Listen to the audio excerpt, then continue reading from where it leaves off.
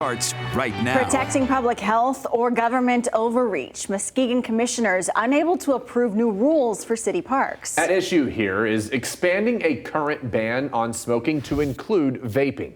A two-word modification that took up several minutes of the board's Tuesday meeting. Our Olivia Yatuma shares why and what happens next.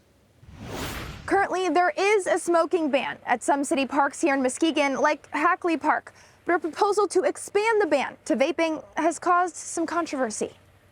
There's really no difference, if you ask me. Muskegon City Commissioner Willie German believes vaping is like a cleaner version of a cigarette. But I also believe we must balance public health with personal freedoms, especially in open, outdoor environments where science tells us the risks are minimal. Whereas Commissioner Jay Kilgo says as long as vaping does not cause harm to others, he's against imposing unnecessary restrictions. We must draw the line between reasonable public health measures and overreach.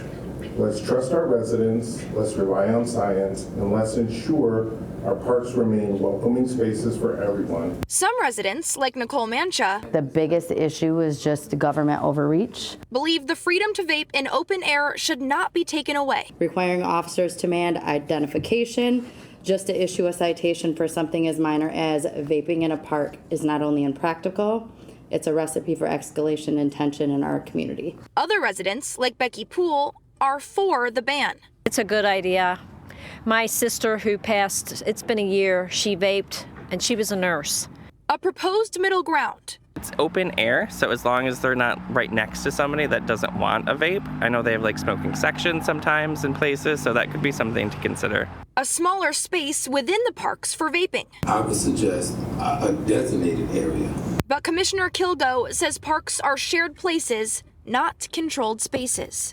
They exist to provide all residents with a place to enjoy fresh air, recreation, and personal freedoms without unnecessary government overreach. Again, proposed changes to Muskegon City Park rules did not pass Tuesday night, which means this topic will warrant further discussion. For now, in Muskegon, Olivia Yatuma, Fox 17 News. Now, we have seen other communities implement similar or more restrictive bans on vaping. For example, back in 2015, Washtenaw County expanded its clean indoor air regulation policy. It banned the use of e-cigarettes or vapes in public areas that were already smoke-free. The amendment also extended the ban to Washtenaw County parks. Typically, the reason for bans like that is because tobacco use is a health hazard. It remains a leading cause of preventable disease and death in the U.S. But despite the risks, smoking is addictive, and therefore people still participate. According to the CDC's National Health Interview Survey, in 2022, 49.2 million Americans reported using tobacco products. That is nearly 1 in 5. Breaking that data down a bit, 11.6% of the population reported using cigarettes, while 6% reported using e-cigarettes. Data shows the prevalence of e-cigarette use is higher among youth and young adults than older adults.